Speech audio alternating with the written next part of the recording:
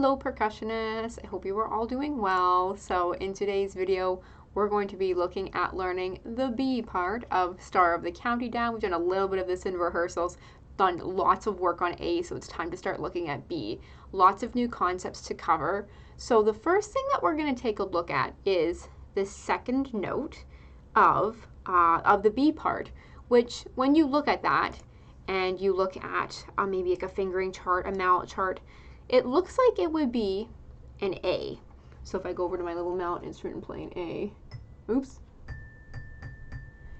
But the thing is it's not actually an A. And the reason being is because of your key signature at the beginning of the piece. Now, all the songs that we have played up until this point, if you were in grade 7, have always had 2 flats in the key signature. You've always had B flat and E flat. So that means most of the time you've played your B's and E's flat. Up until now, you have not had to add in any other flats, but you will notice right here, we have a 3rd flat in our key signature. Now, if you don't know what a key signature is, a key signature is kind of like your code for music, and it shows you which notes you are going to play sharp or flat in a piece of music. And in this case, we're only playing notes flat. So if this little flat right here were a note, what would it be? So let's just take a look. It looks like it's on the 2nd space of the staff, so that means it would be an A flat. So what this little code tells you is that every single B, E, and A are flat in the whole entire piece. So you're probably thinking, like, why didn't they just put this in front of the note? Like, why do they have to put it at the beginning of the piece? Why couldn't they just put like a flat right there? And the reason being is eventually things start to get a little bit jumbled, so what composers do is they just put it at the very beginning of each line, and you just have to remember which notes are flat. So every single A in this piece is an A flat. Now let's go through and let's mark our low A flats. So what I want you to do right now is take a pencil, and you're going to go through and you're going to circle every one of these A flats. So let's pause the video. I'm going to give you a minute, and let's meet back here in a few minutes and let me know how many you find. Okay, welcome back. Let's see if you got them all. So of course we have one here at the beginning. Let's put a little bracket around that. One right there. And if we keep going, oh, none here. And one right here. So you should have found 3 low A flats. Now, remember how I said every single B, E, and A are flat in this piece of music?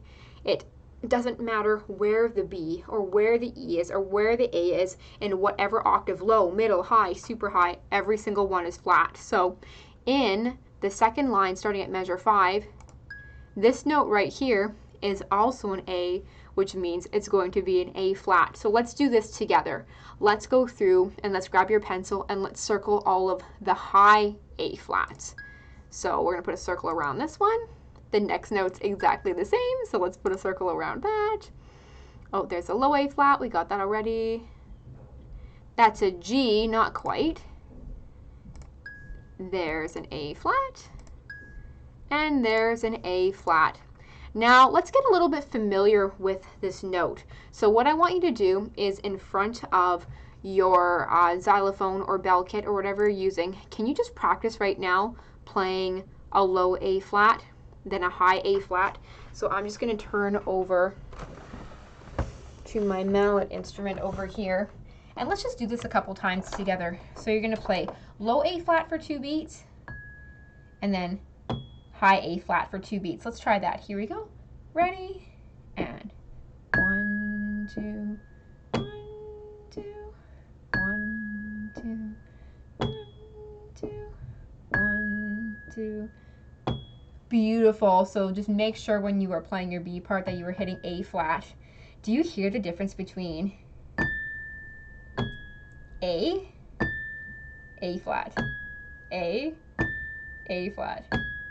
Tell me right now, which one do you think is higher or lower? So is A flat higher or lower than A? So here's an A, here's an A flat. And if you guessed that A flat is lower, You are 100% correct. And the reason being is because, like, okay, well, let's think of what a flat does to a note. A flat makes a note lower.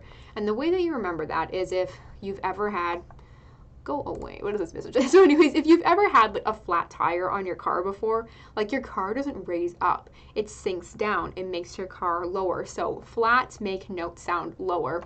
And as you probably know from either a piano or just playing your mallet instruments at home, all of the top keys on your mallet instrument are always your sharps and flats, and all of these keys are your not sharps and flats, your natural notes. So we should know that. So in this piece, our A's are flat in here. Now, I want to demonstrate something to you. If, let's say, for example, there's two percussionists and they're both playing together. They're both playing a mallet part. And one percussionist decides, oh, I've checked my key signature and I know this is an A flat. But what if one percussionist says, oh, I didn't know the A was flat, and decides to play a regular A instead? So, if you just give me a second, let's see if this is gonna work. Oh my gosh, it did not work at all. We'll go back. I think I need, oh, that's Y. And then I need an A. There we go. Oh, come on. Let's hope this works. Aha, there we go. I'm gonna go to the beginning and let's listen to what this sounds like.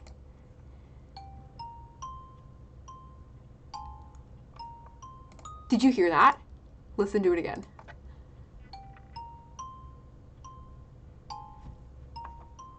It's crunchy. So like if I go over back to my xylophone and I play an A and an A flat together, so if you hear it,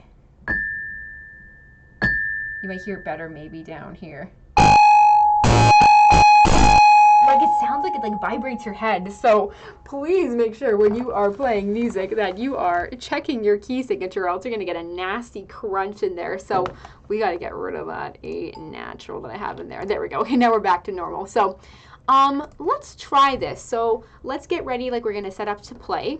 And what we're gonna do is let's just go through and let's just say our note names out loud with the B part. So we're just gonna like sing our notes. Let's try that together. So here we go from the beginning, and we're just gonna say our note names.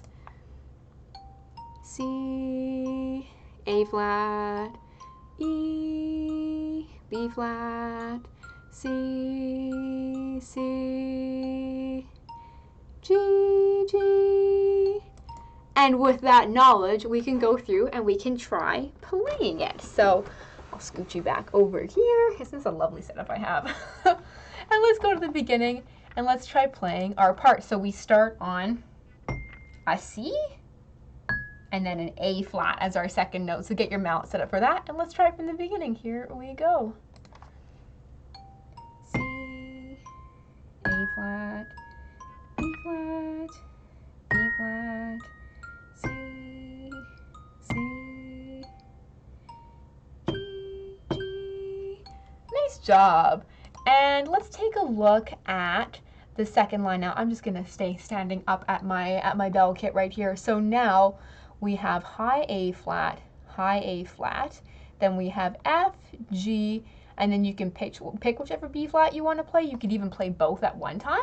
Then we have E flat, A flat, and then C. So let's go back and let's sing our note names in the second line starting at measure 5. So I'll go back a little bit. Here we go. A flat, F, G, B flat, E flat, A flat, C. And let's go back and try playing it. So I'm just gonna scooch back to like the measure before it so we can get in. So get your mallet set up and ready for high A flat right here. So that's the first note we're gonna play, and here we go. 3, 4. A flat, F, G, B flat, E flat, A flat, C. Nice job. Now the next line is actually not too bad because you have a lot of whole notes. The biggest thing is just make sure you're counting to 4 on each of them. So you hold this for 1, 2, 3, 4, B flat, 2, 3, 4, C, 2, 3, 4, then G, 2, 3. So just make sure that you're counting your way through those, but percussionists are awesome at counting. So let's go through and let's actually just try playing this line. I think it's gonna be okay. So we're gonna play the third line at measure 9. So here we go. And here we go. E flat, E flat, C, G. Nice. And let's take a minute right now and take a look at the fourth line, or at measure 13. Do you notice anything about this line? Does it seem a little bit familiar, maybe? Did you happen to notice it's the same thing as the second liner at measure 5? So this one we can just go ahead and play because we've done it already. So we start on that high A flat, so get your mallets in that spot. And let's try playing it. Here we go. 2, 3, 4. A flat, E flat, F, G, B flat, E flat, A flat, C. Nice. And final challenge, let's go back all the way to the beginning of the song and let's try playing along with the recording. So this time I'm not actually going to say note names out loud. Let's just try playing it. So here we go from the beginning, and good luck. I will meet you at the end. Here we go. So we start on a C, then an A flat. Here we are.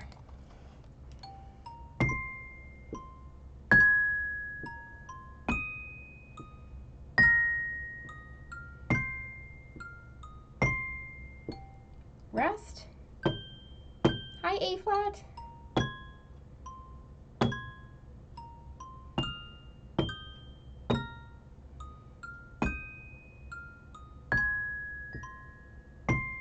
Here's an E flat now. 2, 3, 4. 1, 2, 3, 4. And high G. Here's A flat now.